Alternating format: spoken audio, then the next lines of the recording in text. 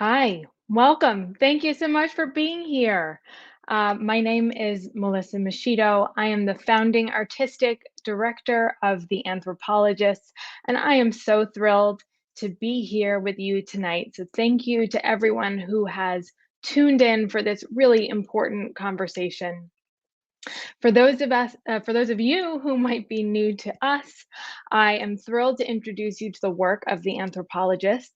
We are a theater company that is dedicated to the collaborative creation of investigative theater that inspires action. Our motto is "Where art meets action," and that conveys our commitment to providing avenues for activism and civic engagement, which we've done with over 25 partner organizations and experts since our founding in 2008.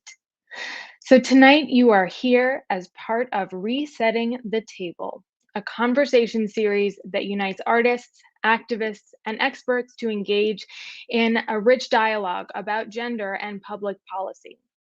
This programming series, which is free to all, runs in tandem with the world premiere of No Pants in Tucson, which I am thrilled to say happens this coming weekend. It's really here. I am also really excited to let all of you know some exciting news, which is that this series has a sponsor. Tonight, we are sponsored by Supermajority Education Fund, and I am really excited to introduce you to that partner and have them tell you all about the amazing work that they're doing. Before I do, I just want to quickly thank and welcome Christy and Maria, our ASL Sign Language interpreters. Thank you, Inclusive Communication Services, for helping us to make this possible. So, yes, I want to bring in Christina Lewis, who is the Director of Digital Content and Audience Development at Supermajority. And Christina, I am so ecstatic to have you here and to have Supermajority Education Fund as a partner in this project. There are so many things about the play that intersect with your work, and I'm just so excited to have the opportunity to amplify all of that. So please tell us everything we need to know about Supermajority Education Fund. Thank you so much. And thank you so much for every conversation that we've gotten to have. And when you originally told me about the play, I thought that this could be like the perfect partnership and just synergy between our work. Supermajority Education Fund has been around for a couple of years. Our organization started out through wanting to be able to provide a space for women to learn more about how to be educate themselves around the civic process. We launched our organization with a bus tour of traveling the country and really learning about what needs were on the hearts and minds of women. And through those conversations, we created this doctrine, what we refer to as the majority rules. They're 6 steps that, if realized, we would have more gender and racial equity in this country. And so we're an organization that through research and through media, we are trying to spread the gospel of the majority rules. And so if you're interested in learning more about Supermajority Education Fund and those rules, please visit our website at supermajorityeducationfund.com. But I'm very, very excited to get into the panel tonight and just listen and just be a fly on the wall. So I really appreciate being able to support y'all this evening. So thank you. Thank you, and thanks for making this happen. I want the majority rules made into wallpaper so I can put them in my office. So maybe we can talk about that later. Some majority rules merch. It probably exists somewhere. Some merch does. But I want it. I want it all because I get so excited when I read the list of those rules. So thank you for helping make this conversation possible. So now I am thrilled to be able to introduce our guests for this evening. Before I do, I realize I need to share a little bit about this show.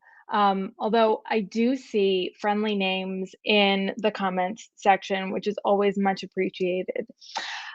So No Pants in Tucson is the play that we have been working on for the past 3 years. It was inspired by an 1883 ordinance from Tucson, Arizona, which colloquially interpreted was that women could not wear pants. In actuality, this was an anti-cross-dressing ordinance, and it was passed. This one was passed in 1883, but there were many that proliferated throughout the late 1800s and into the early 1900s. Christina, as I mentioned to you on one of our calls, this law was sometimes used against women who were dressed as men trying to vote. So it was used as a form of voter suppression. And as we explore in our show, this one ordinance that popped up all over the country that was ostensibly about stopping people from masquerading as people other than themselves was weaponized against women, against gender expansive people, against women of color. And this law really was used to prohibit women and gender expansive people from jobs, from equal wages, from being able to vote, from being able to be with the people they wanted to be with, and just so many other things. And we're going to get into it. We're going to get into it tonight. So this conversation has been in the works for a while now. The play, you know, we wanted to use this ordinance to talk about how this legislation was a precursor to today's abortion bans and anti-trans legislation. When I planned this conversation, we did not realize that today was the day that the Supreme Court would be hearing oral arguments about the Texas abortion ban. So I'm extra grateful for the presence of the lawyers and experts on this panel for giving us their time and expertise today after what I know has been a long day. So I'm going to bring them in. I'm going to let them introduce themselves to you. So first up, I'd like to welcome Caroline Sacerdote. Did I say it right? Yes, you nailed it. Well done. Okay. Hi, everyone. I'm so excited to be joining today. I am appearing in my personal capacity, but I'm a staff attorney in the Center for Reproductive Rights U.S. Litigation Program. So for those who are not familiar with the center, we're a global human rights organization for lawyers and advocates. And we work to ensure reproductive rights are protected in law as fundamental rights for the dignity, equality, health, and well-being of every person. So that is what I do, strive to do every day. I've been at the center for about 5 years, you know, litigating in state and federal courts kind of across the country, largely abortion cases, but other cases as well. And prior to that, I was at Lambda Legal, where I worked with their HIV project. So that is me, and I'll flip it back to Melissa. Yeah, thank you so much. So next I want to welcome into the room Jess Braverman. Hey, Jess. Hi, thanks so much for having me. I'm Jess Braverman. I'm the legal director at Gender Justice, also here in my personal capacity. Gender Justice is a nonprofit in St. Paul, Minnesota, and we envision a world where everyone can thrive regardless of their gender, gender expression, or sexual orientation. We're creating that world by dismantling legal, structural, and cultural barriers that contribute to gender inequity. So we do lawsuits, we do policy work, we do both trans rights cases, abortion rights cases, sex discrimination, which some people misguidedly say can't all be done at once, but it certainly can. And that's what we do. But before Gender Justice, I was a public defender for 10 years, 6 of them in Brooklyn, New York, representing kids in family court in delinquency and child protective cases. And then 4 years doing adult felony cases in Hennepin County, Minnesota. Thank you. Next, we're going to welcome Pepis Rodriguez, who kindly introduced me to Jess, so thank you for that. Glad to have made that introduction and happy to be here tonight. Thank you, Melissa. I do have to give the same sort of caveat as the other two attorneys that I'm here in my personal capacity. Having said that, like you said, my name is Pepis. My pronouns are he, him, and his. I'm litigation counsel at the Lawyering Project, and the Lawyering Project is also a nonprofit. And our mission is to eliminate laws that undermine reproductive health, rights, and justice, and deprive people of moral agency, rob us of control over our bodies, and compound other forms of oppression, including racism, sexism, and poverty. We engage in litigation throughout the country, focused on reproductive health rights and justice. And we also do some other work helping organizations and providers, support organizations comply with the legal restrictions in their states. Prior to joining the Lawyering Project, I was a staff attorney at the Center for HIV Law and Policy. My work there was focused on ending HIV criminalization and advancing sexual and reproductive health services for youth in state custody. Thank you. And yes, I appreciate that all of you were willing to come here in your personal capacity, and just knowing that you collectively have just a wealth of knowledge in the area of reproductive rights.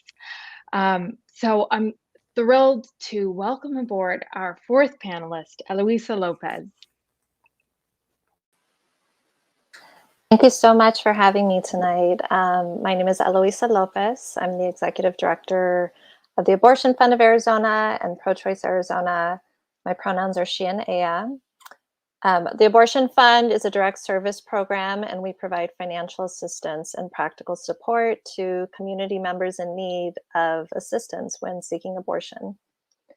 And then Pro-Choice Arizona is just a nonprofit that prioritizes community needs. We are working to advance reproductive equity, justice, and abortion access, and envision a society where people and families live in thriving communities, and every person is able to make reproductive decisions that are affordable and right for them, including, but not limited to, having children and choosing abortion. Thank you so much. I'm excited to join this conversation tonight.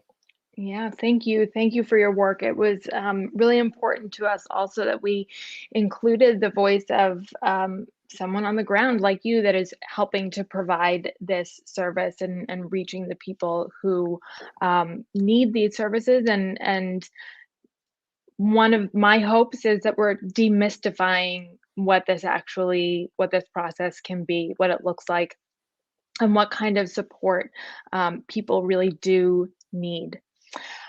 So my goal as facilitator tonight is really just to inspire some conversation. I'm going to ask some conversation prompts, some questions to get things going. And I also want to encourage our audience, if you are viewing on Facebook Live or if you're viewing on YouTube, please feel free to put a comment into the comment section and ask a question, and we will try and get to as many of those as we can towards the end of the program. So, thank you for giving us an overview, all of you, of your background and the scope of your work. Our audience members tonight are coming from all different places and from all different kinds of communities, whether that is the legal community or that is the theater community. So we want to make sure that we're all kind of on the same page, that we're all sitting at the same table, right? So I'd love to start us off with the same sort of framework of vocabulary, if it's possible. And I know, language and vocabulary, there's so much nuance, and I want to make sure that we're all, starting from the same place. So how would you describe or define reproductive rights to someone who hasn't heard those terms before, or maybe someone who has, but you want to give them a little bit more nuanced understanding versus just a soundbite? So anybody, any of you can jump in there.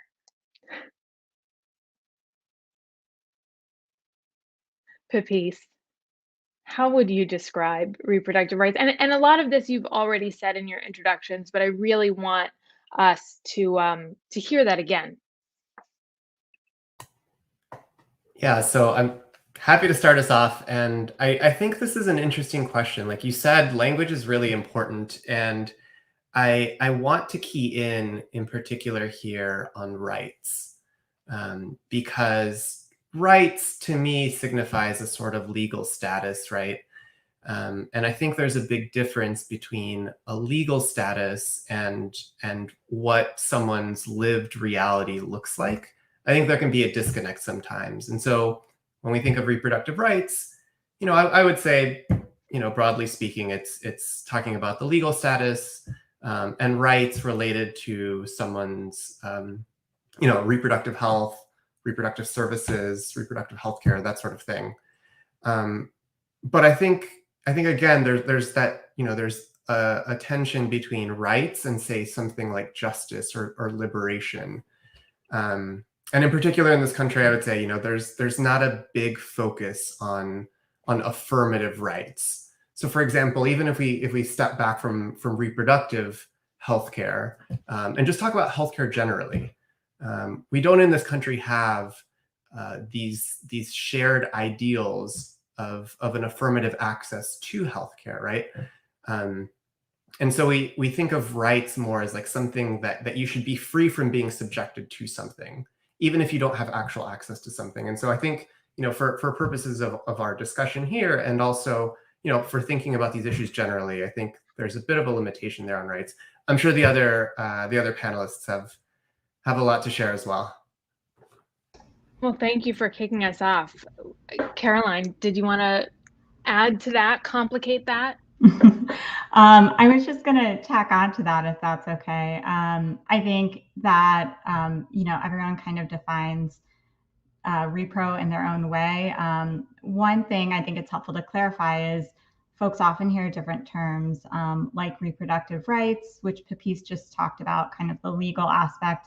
And you also hear terms like reproductive justice, or RJ, and reproductive health used as well.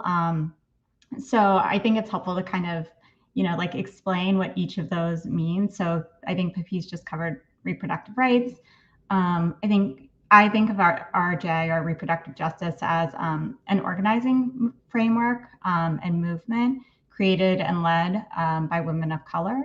So Sister Song Women of Color Reproductive Justice Collective defines RJ as the human right to maintain personal bodily autonomy, to have children, to not have children, and to parent the children that we have in safe and sustainable communities. And just to plug Sister Song, they're great. They have a lot of resources on their website and offer trainings.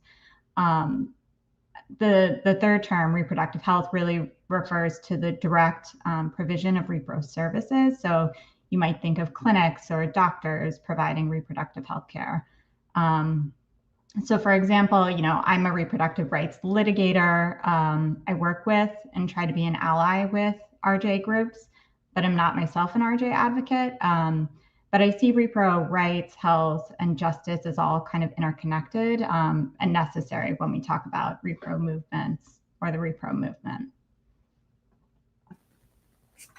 Yeah, and just jumping off what everyone said, I think, rights are really limited. Like what happens in the court doesn't reflect people's reality very well. And if anyone listened to the Supreme Court oral arguments today, 2 hours about a law that bars abortion care in Texas after 6 weeks from the last menstrual period. And I don't even know if the word abortion was used. It's like they weren't even talking about the people affected by the law or how awful it is. Everyone's just talking about these ridiculous, justiciability, standing, like these kinds of things that like just don't reflect the absolute awfulness of what's going on in Texas.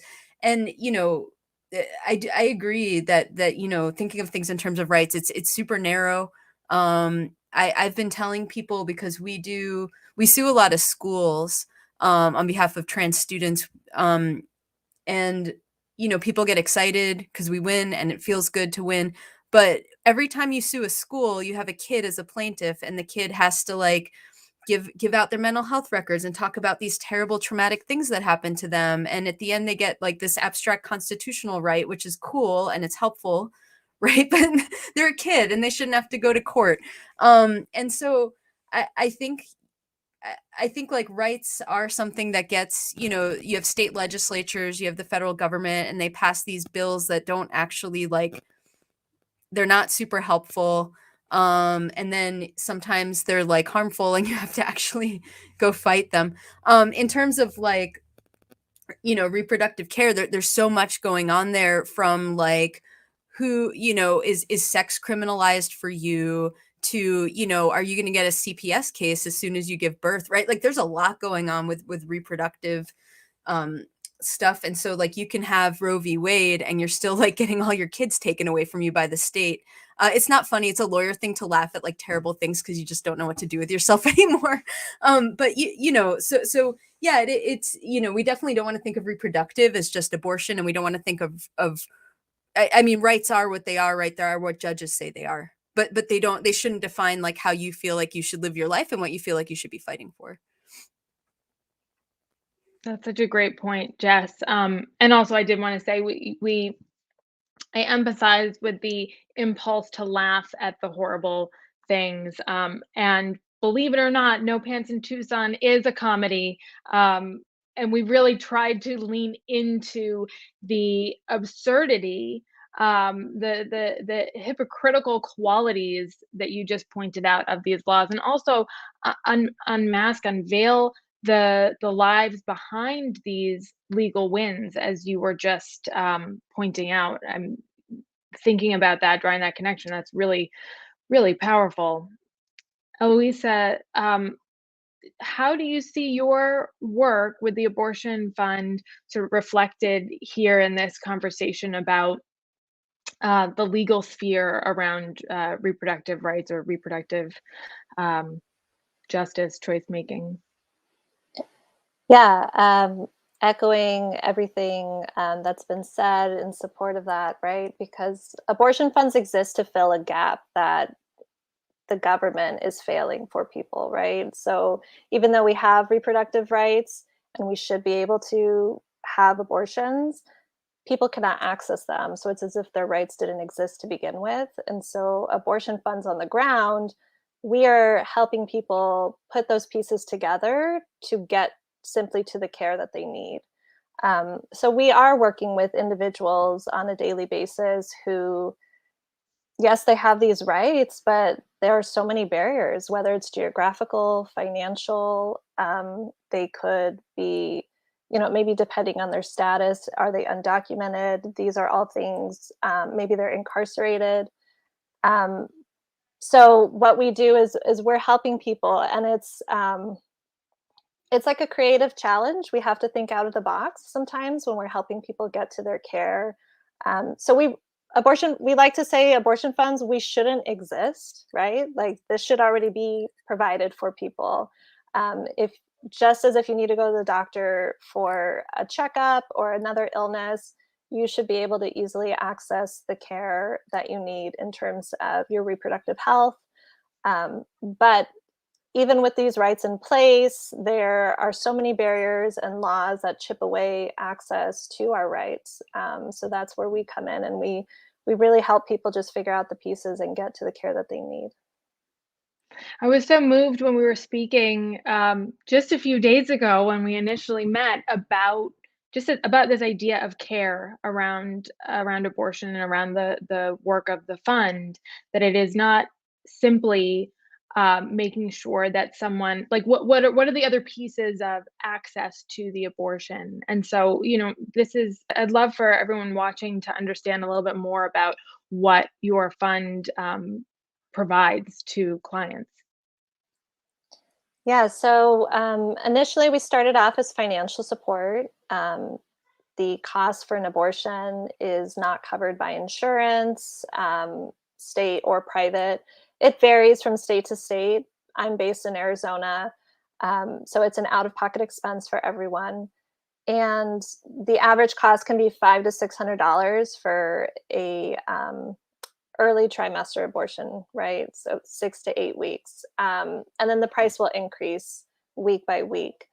And so when we started off in 2017 is when we launched. Providing some financial support for that procedure expense was the focus.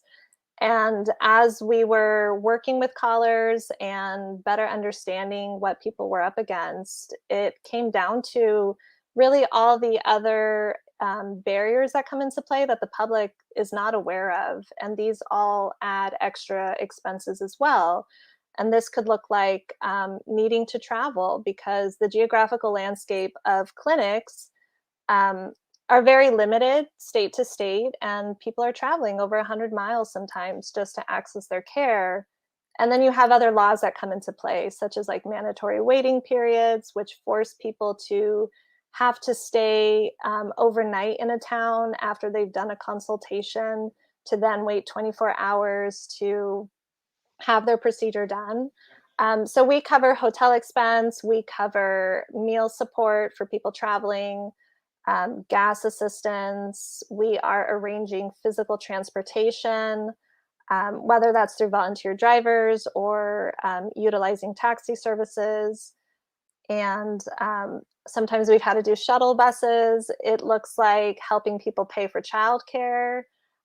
Sometimes it looks like helping people pay for a phone bill, right? Because without their phone, they're not going to be able to call clinics. They're not going to be able to figure out the other logistical parts to their journey. It's literally this journey for people when it comes to accessing abortion care. So there's a big network of funds across the country. And often we're also cross-collaborating. People need to cross state lines because each state has gestational limits and restrictions. In Arizona, once you're 24 weeks, you can't access care here. You're forced to go somewhere else. We're seeing this with Texas, right? Everybody, those who are privileged to travel out of state are going out of state for care, but we are also seeing a large majority of people not be able to access travel, and that is forcing them into unwanted situations. There's so many stories that you've just started to reveal to us, just these scenarios that I certainly hadn't imagined, all these different kind of barriers or logistical challenges. I have a new question that I'm going to toss to Jess, Pepis, and Caroline that I didn't put in our script for the show. That just inspired by that, like I'm curious how these stories, the stories of people who do need to access abortion care, how does that influence your work legislating?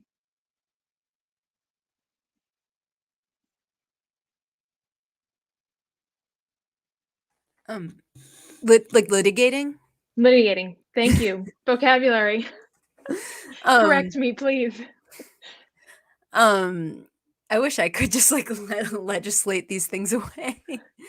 I think our jobs, if we're doing them right, involve reminding the court that there are people involved in the case, and it's not just about these like abstract legal things that courts find interesting.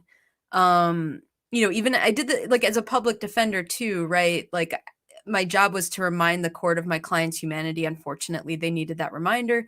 And tell them, make sure they understand, like, this is a person with a story. They lived a life. They're not just this one thing they're being accused of doing. I think if we're doing our job right, we are reminding the court that we're messing around with people's lives. This isn't like an interesting law review article. And it gets harder to do the higher up you are in the court. So the lower court is where like facts get developed and decided. So whether it's a criminal case, an abortion case, a trans rights case, the lowest court is where you're like, what happened? What's going on? How does the law impact people? You can have these discussions. Then someone appeals a legal issue and it's like, oh, here's an interesting legal issue. And then by the time you appeal all the way up to the Supreme Court, you can kind of forget all those stories and the humanity behind the case. So I think like Sonia Mayor is one of the judges who always is reminding everyone, like, this is how many people are impacted. This is how they're being impacted. So I think if we're doing our jobs right, we are really listening to the stories and making sure they're being reflected in the case and in the urgency too of the cases. But yeah, I'll let other folks answer. Sure, I can hop in. I think, I completely agree with what Jess just said, that if we're doing the work well, the litigation can kind of be a conduit to share these stories. And I think that comes up in different ways.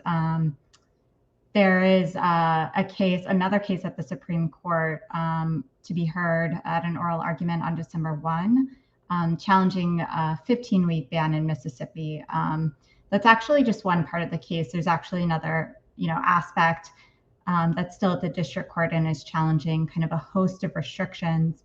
And one of the, pieces of that case is testimony from an expert who really talks about how these restrictions impact people's everyday lives, and the barriers, like literally walking the court through what does it look like to actually access an abortion, these structural barriers we just spoke about. And I think another way we do this is, we think about what laws to challenge, and how we can structure a case to really point out that, it's not just one restriction. It's not just a 72-hour delay. It's a 72-hour delay.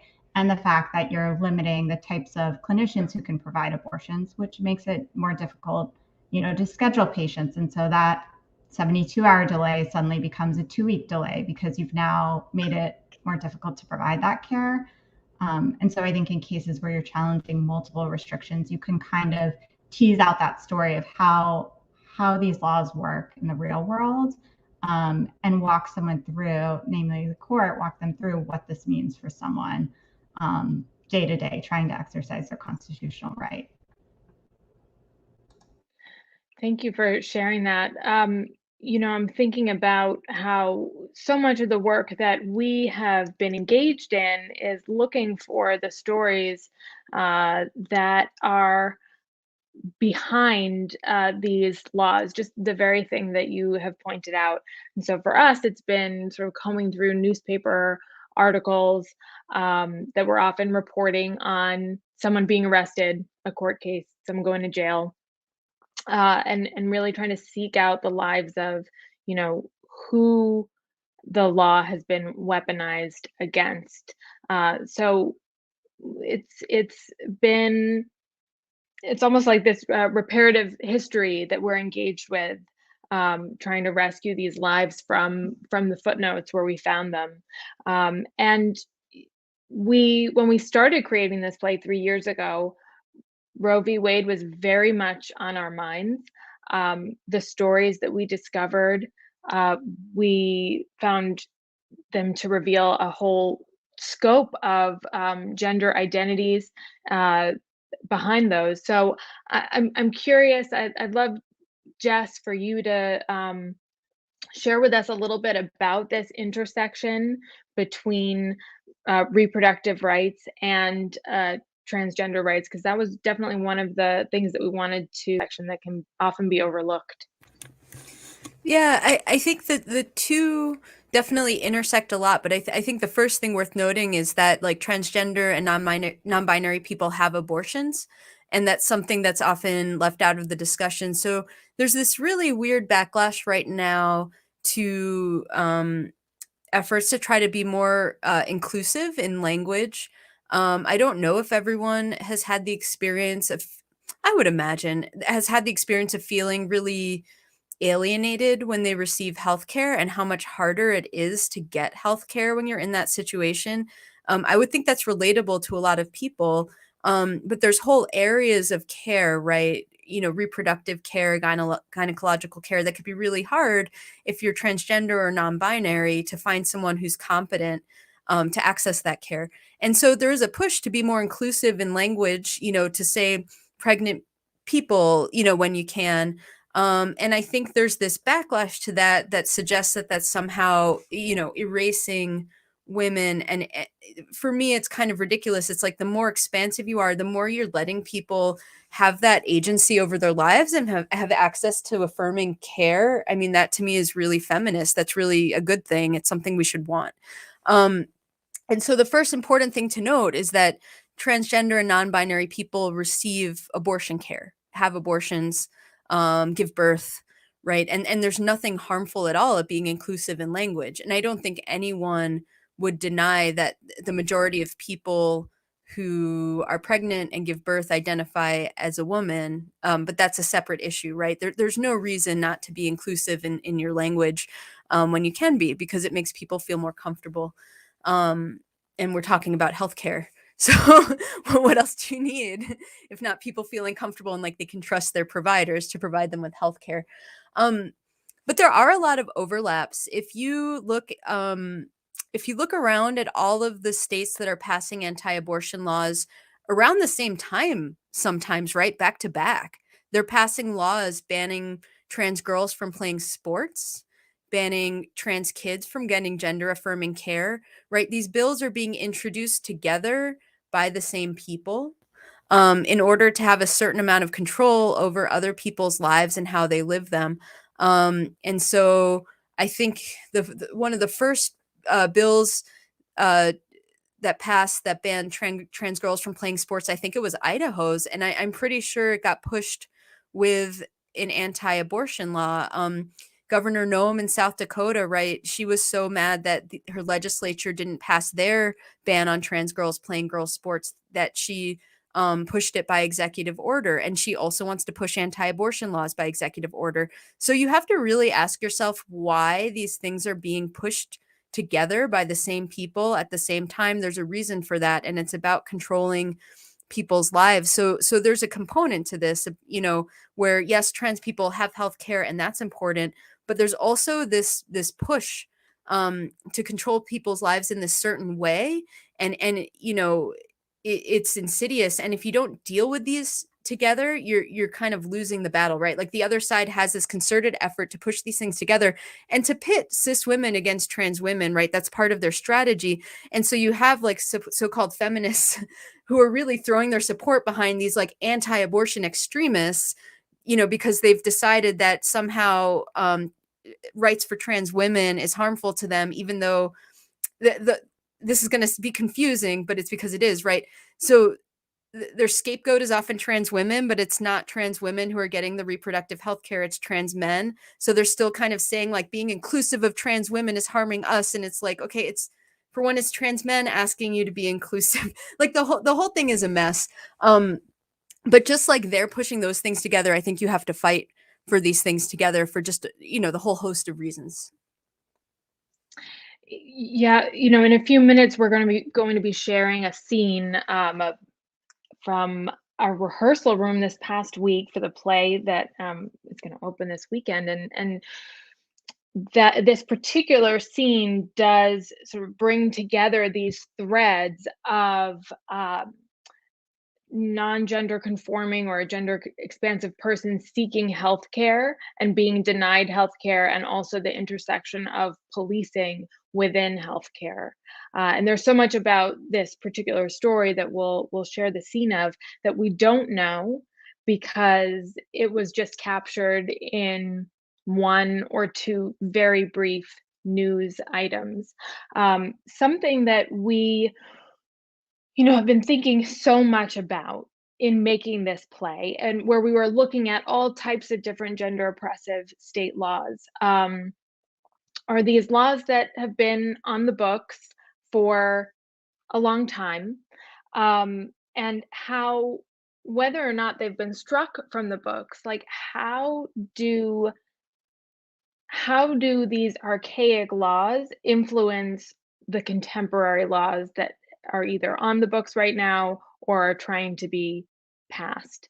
I know, Pepis, you probably can give us you can kick us off for that answer, since that is very much what you focus on with your work. Yeah, so a lot of what the Lawyering Project does is we litigate in states, and we bring constitutional challenges to not just newer laws that have been passed in the recent sessions, but those that have been on the books for many years, sometimes decades, and that have sort of become a status quo, and sort of what the people in a state have just learned to live with: the providers, the funds, the people seeking care, anyone who's in a position to support any of those communities. So yeah, that's basically what we do.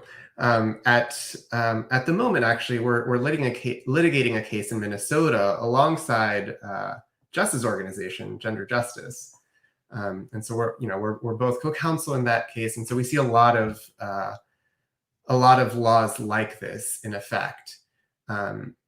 But I think what's interesting here is that, that distinction between archaic laws and more modern laws and how one might affect the other, I think we should also question what it is that we consider to be archaic.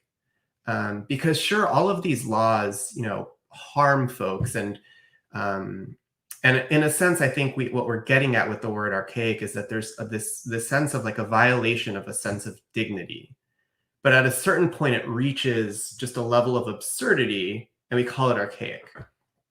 But at what point is that, right? At what point is something so absurd? At what point is something so old and just been long-standing?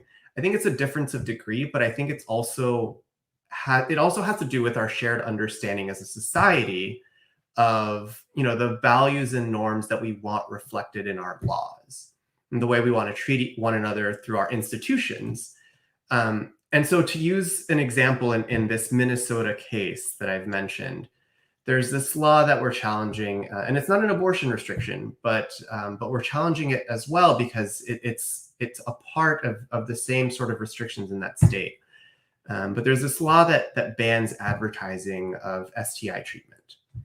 And so, it's been on the books for a very, very, very long time. And of course, by our sort of modern sensibilities, that just seems absurd, right? And so we refer to that as archaic. But there are also other laws, like, say, an abortion restriction that limits who in that state can provide abortions. And it's not just qualified medical practitioners, it's specifically physicians. Now, that law isn't quite as old. It was passed in 1974. So sure, many decades, but not nearly as old as this other law. And it might not seem as absurd to some folks, but it's well known that, the medical science supports the provision of abortion care by, physicians' assistants, advanced practice registered nurses, nurse midwives, et cetera. And so in the same way, to limit the care of abortion in that way, at a certain point, what's the difference, right? If the harm is all the same.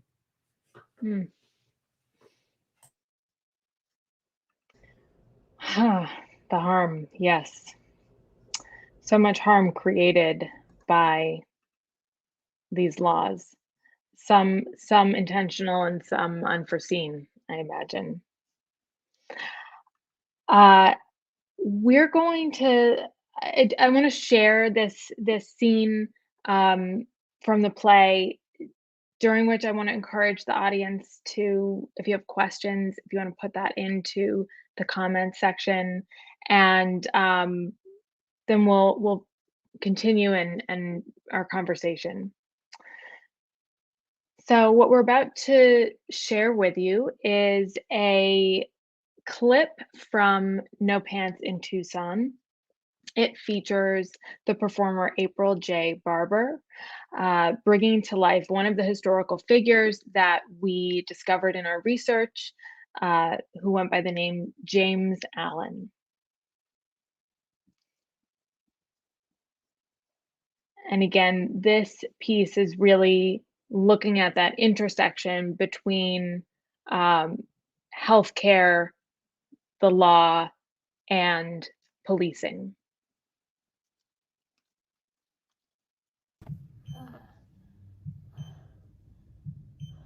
A short time ago, I took ill.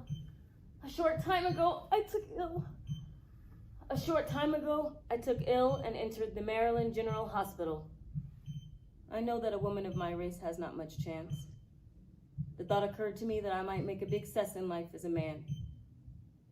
I know that a woman of my race has not much chance. So with due thought, I shaved my head and bought an entire outfit of men's clothes. A short time ago, I took ill. I see no reason as to why I should not be allowed to dress as I please. I'm surely no different from the majority of other members of my race. I should not be hampered. A short time ago, I took ill and entered the Maryland General Hospital, where it was discovered I was not a man. The police came yesterday and placed me under arrest. I will pay a $50 fine and costs and be given 24 hours in which to change to feminine apparel. A short time ago, I took ill.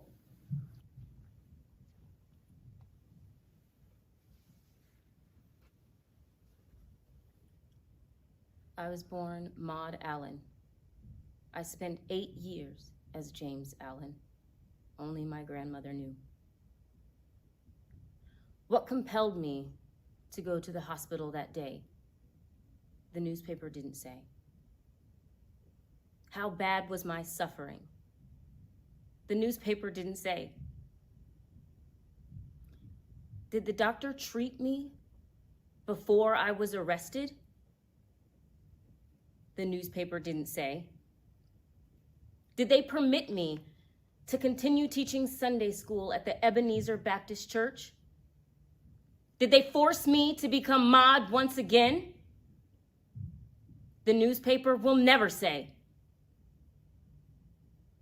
What the newspaper did say: I am a young mulatto. I possess a rather heavy beard. I'm wearing a natty suit of blue serge. It is 1909.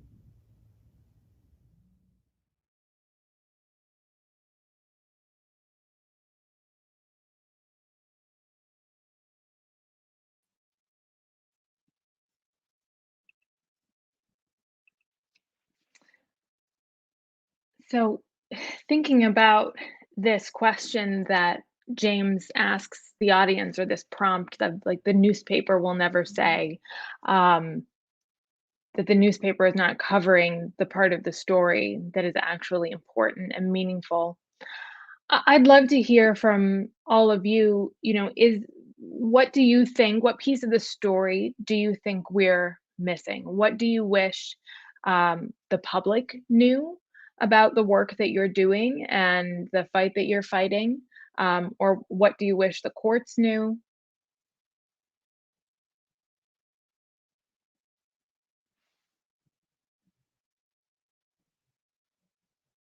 Eloisa? Yeah, I was thinking on that. I was like, it's a heavy question. I believe it was Jess that mentioned earlier, just really spotlighting the humanity of people in these experiences. I know in our work, over 70% of the people we serve, they're already parents, right? It's not about, and then you have the people who, like, when it comes to choosing abortion, for example, right? It's about whether you want to be a parent or not. If you want to add more children to your already existing family. But it also comes down to, like, people do want families, but they're in situations that would not be sustainable for a family, right? So they might already be in poverty, they're economically disenfranchised, their communities are not sustainable for them to raise children. For example, in Arizona, our public school systems are so underfunded, like, children cannot get proper education here. So all of these conditions of the communities we live in impact why people make choices around whether or not they want to have children. And I really wish that was the light that people viewed these issues in, because the number of times we hear from callers, right? It's just like this, and going back to, we don't need to know the reason for why people choose abortion, right? That should be the foundation. It's not our business for why people make choices. We should trust people that they know to make the choices best for themselves. But also, just people are aware of, like, the circumstances. And I think even more so in this pandemic, we've seen the economic instability that's happening. You know, people were becoming unemployed and not knowing what the future held for them. And there were many people who did want a pregnancy, right? And they're realizing, like, this is just not the time for me.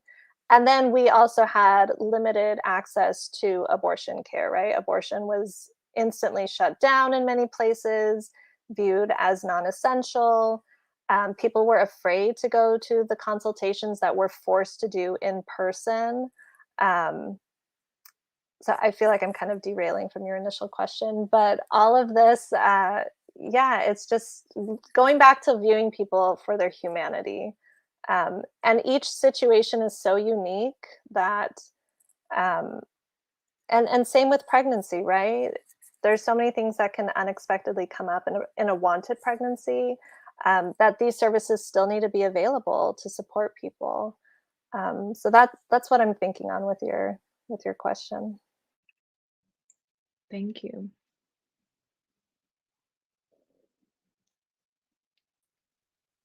Pepis, Caroline. Oh, Caroline, I saw you unmute. Sure, I'm happy to hop in. I mean, I think this has been said, and Eloisa said it so clearly earlier, but I wish folks would understand the real world effects of these barriers to care. You know, the difference between having to go to a clinic once or twice can mean the difference between accessing abortion or not. And that obviously has real world consequences.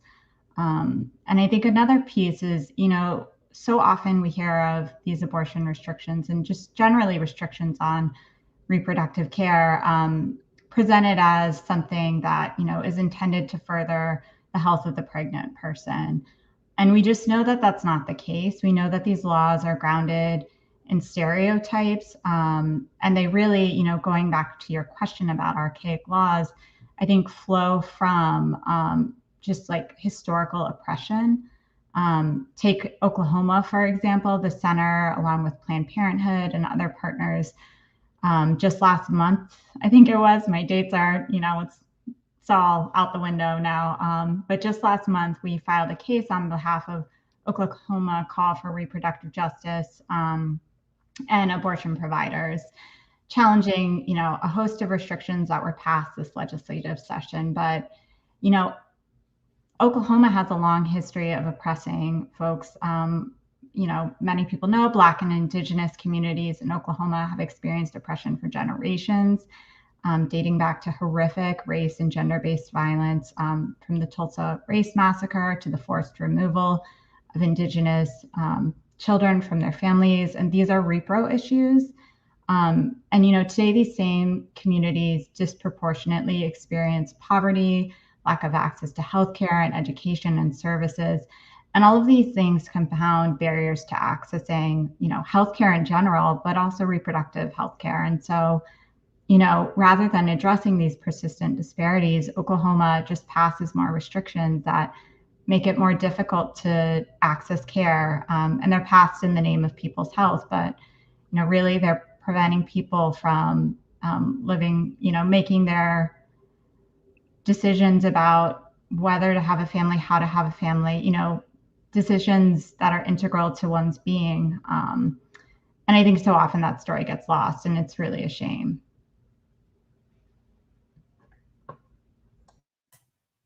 I'd really second everything that has been said.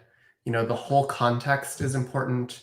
People's individual stories are important, and as Eloisa said, like there's no one story, right? Like everyone's experience is different. Everyone's reasons are different. And so, as was said earlier, you know, for the courts, that's certainly all information that we try to provide. You know, it's sort of the, you know, the clip that we saw about what the newspaper doesn't say. You know, that's the same thing, right? We have the evidentiary record for the court, and we want it to say all of these things. But for people, I think, you know, sort of the general public, I certainly think all of those things are important. Something I'd really highlight in what Caroline just said is sort of the justifications that are provided for these various restrictions. I think the way they're talked about publicly is, well, who gets to frame these things? And oftentimes it's the people that are pushing these restrictions, that are framing the public rhetoric, the public conversation. And so they're able to talk about something like the physician-only restriction I mentioned earlier within the context of, promoting the health of a patient. And just a little bit of digging will show that that's just clearly a farce. The last thing I would say for the general public is just to be aware of like what the situation is where you are, which is, where you are most affected and where you can make the most change. So knowing about like the players in your state, right? Like what are the legislators doing? To reference again this lawsuit in Minnesota right now, prior to filing, we engaged with a firm to do some polling, and it turns out that around 96% of the populace in Minnesota just didn't even know what the situation was with regard to abortion restrictions. And so just being informed, I think, is a good sort of first step. That was a beautiful setup. Thank you for my next question, which was, for those of us who are, see this injustice playing out in the courts, for those of us who are very concerned about the future of abortion access and abortion care, what can we as individuals do? Like, what can we do to advocate for change? What can we do to support people who need abortion care? What is that action piece?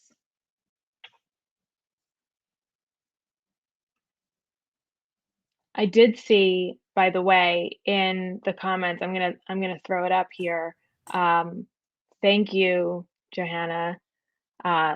Yes, look up your state's abortion fund. Find out who is providing that care and support. And we'll pop the link in for Eloisa's organization.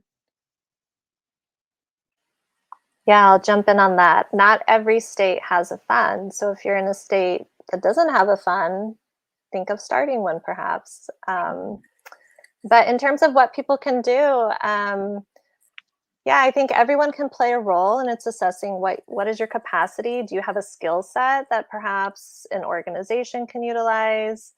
Do you have hours available in your day to volunteer? In our organization, we have drivers, and they're, this is clearly like personally assess how comfortable you feel, like, and to what capacity you're willing to give. And we have folks who drive. And I think aside from financial need, transportation has been one of the largest, like most needed items for folks. So much so that, like, as we're seeing in Texas, like we have been organizing across the country to really build transportation systems to get people to where they need to go. Because at the end of the day, we can have all the fancy technology developed, but it takes people to like drive and get people to where they need to go. And plane rides are not always the easiest answer for some individuals. And so if you have capacity, the future of abortion care does look like tag teaming across state lines, right? So get in touch with your local funds and see what is needed in that moment.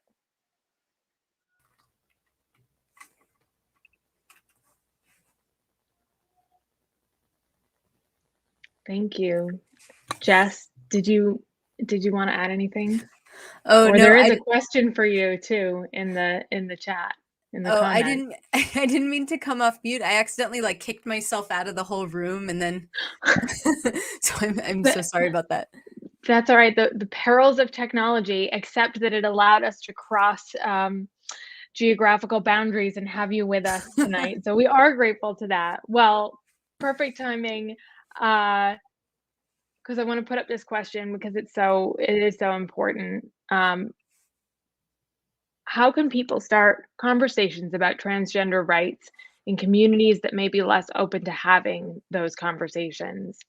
And I think especially, your point, Jess, about how so many of these laws are being proposed in tandem with each other, anti-abortion and anti-trans laws, that we all need to be having those conversations.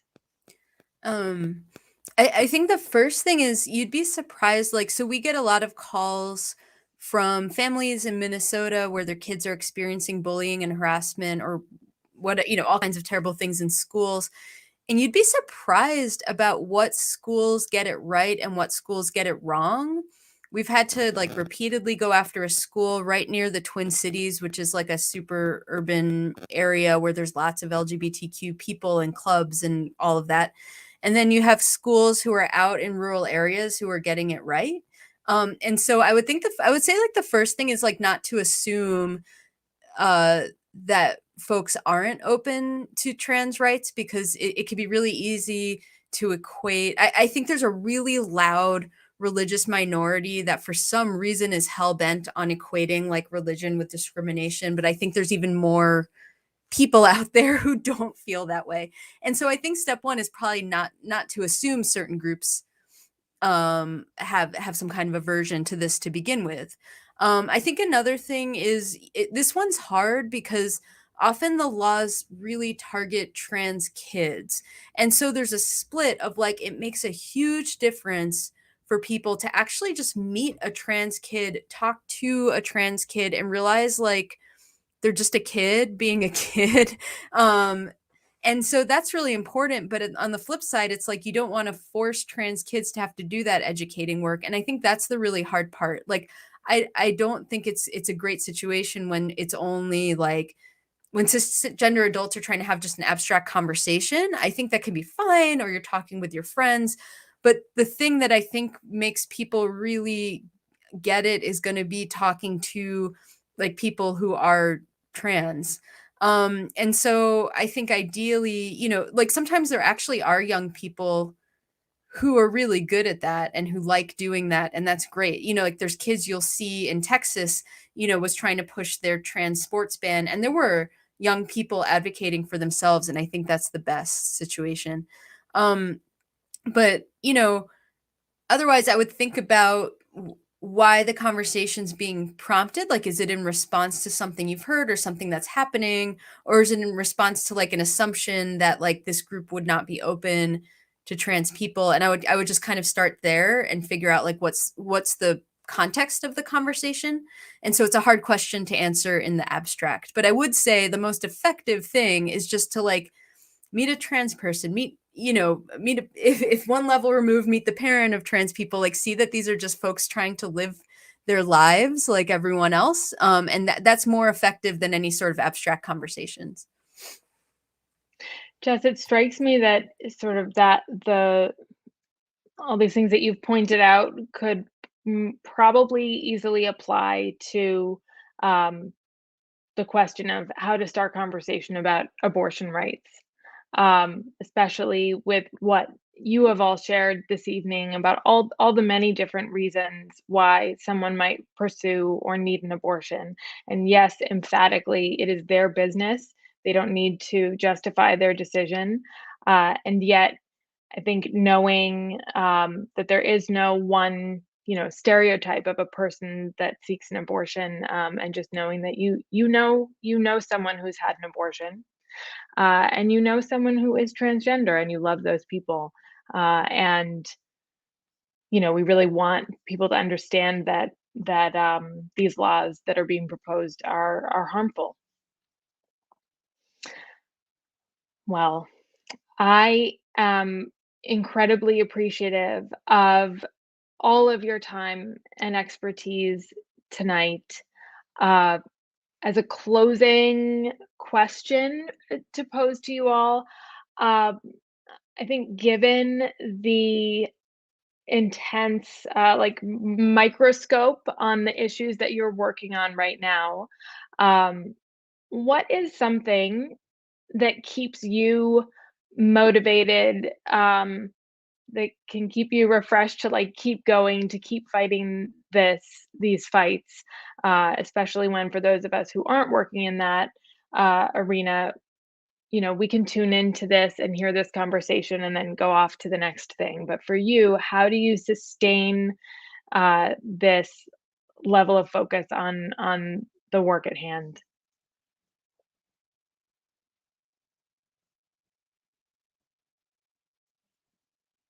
It might be pets. I saw some pets in the screens. I'm happy to jump in. No pets. And maybe this is trite, but I think, as a litigator, I'm based in New York. I do a lot of my work just on the computer, reviewing documents, research, various things.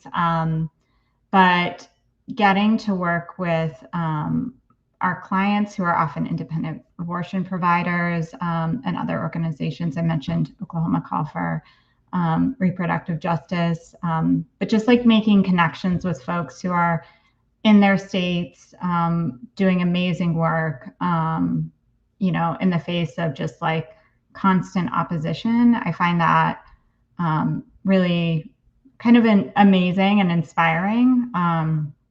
And so I think that's one of the things that kind of keeps me going and just thinking, I think, in the long term and knowing that, there's a lot of work to be done and it is really a marathon, not a sprint. And so that means sometimes taking time for self-care, letting one of your teammates tap in.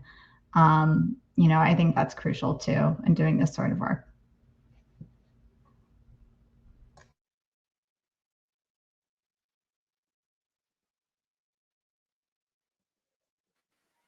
I'll jump in. Making time for joy, right? Like this will, as Caroline just mentioned, this work is always going to be there, and replenish yourself, right? We deserve to celebrate. We deserve to still build our little piece of happiness in this life. So for me, that's like really going out and reconnecting with nature. I'm fortunate to have such a beautiful desert landscape as my backyard here. And also just building community, right? Like I think some of my best and favorite people are others that are involved in movement work.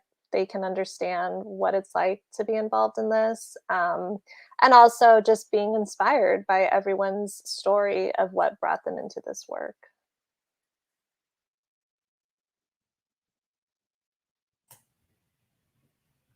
I will second what has been said so far.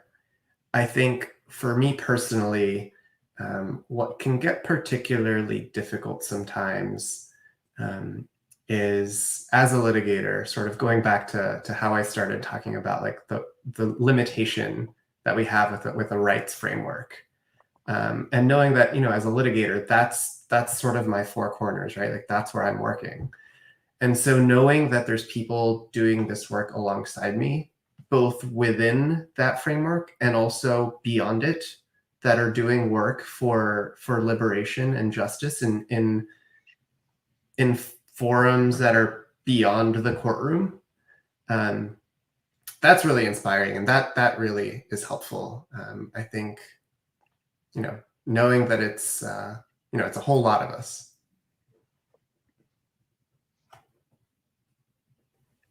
And I agree with what everyone said. Being a public defender, that's really high burnout work. But I did it for 10 years, and I think one thing is what Pepis said, which is like I tried not to overplay the job is really important because it's like people are looking at prison or worse. So it's like you don't lose sight of that, but I try not to overplay the importance of the law and the courts, and like it has a lot of potential to do a lot of damage, way more than I think it has the potential to do a lot of good. And so now that I'm doing impact litigation work, abortion rights and LGBTQ rights and that sort of thing, I try to remember, even though the stuff I do now it feels really big, it's really public. Like a lot of people are living their lives not even knowing it's going on, and I'm just hoping that I can like limit the damage that terrible laws are doing, educate. Like I'm in Minnesota, right? So educating Minnesotans, making sure people understand like what are trans rights, what are abortion rights, who are the people impacted and how. And I try to kind of cabin the work like that, because like Pepis said, there's other people, and like Eloisa, for example, who are doing work outside the courts that's just amazing and important. So it's not just us and we're not alone. And then I never go to work without my coworker, Stanley Potato, who he's Pepis. I think he's seen him move like once. Like he's usually lying there, and that's super helpful too.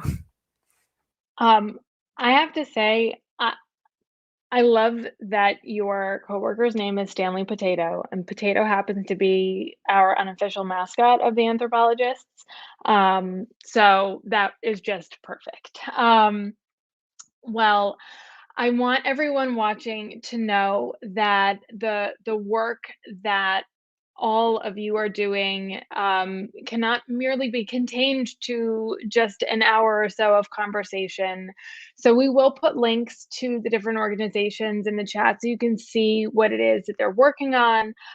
You can check out the Arizona Abortion Fund, and to Eloisa's point, look to see who is serving your community wherever you are tuning in from. So I just wanted you to know a few things as we say goodbye. I want to thank our interpreters, Christy and Maria from Inclusive Communication Services. I would like to give a huge thanks to our sponsor, Supermajority Education Fund. Don't forget to go read those rules. Rule number 2, our bodies are respected, and that is essential to the work that Caroline, Eloisa, Pepis, and Jess are doing. We hope you'll join us next Monday evening at 7:30 p.m. For a conversation with Dr. Lisa Merrill about untangling the history of clothing, gender, race, and cultural policy. And this is going to be a unique opportunity to go deeper into the lives of the historical figures that still need, historical figures that are portrayed in No Pants in Tucson, which premieres live in New York City this weekend. Don't wait. Please get your tickets. We have an incredible team of artists working so hard to put this show up. We have a beautiful venue. You can go on our website, www.theanthropologist.org, and find out all the details for the performance. And we have some special events. We do have one performance that will be ASL interpreted live. That's going to be on Wednesday, November 10th. It's November. How did that happen? I can't believe it. What else might I be missing? Oh, I would be remiss if I did not thank our streaming technicians, Michelle and Tiffany, who have been behind the scenes making this all happen. Tiffany is our coordinator of programming. So yes, thank you so much for joining us. If you enjoyed the conversation, please share the link afterwards with a friend who might want to watch it, because we will have it up on our YouTube. So thank you so much and have a great night.